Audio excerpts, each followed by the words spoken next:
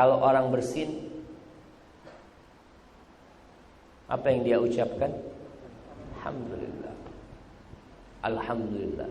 Kita kadang-kala melihat orang bersin tidak mengucapkan alhamdulillah, kita tegur dia enggak? Enggak. Itu berarti kurang sesuai dengan sunnah. Kau seharusnya, Mas, sunnahnya tuh baca alhamdulillah. Iya, saya bukan ahlus sunnah.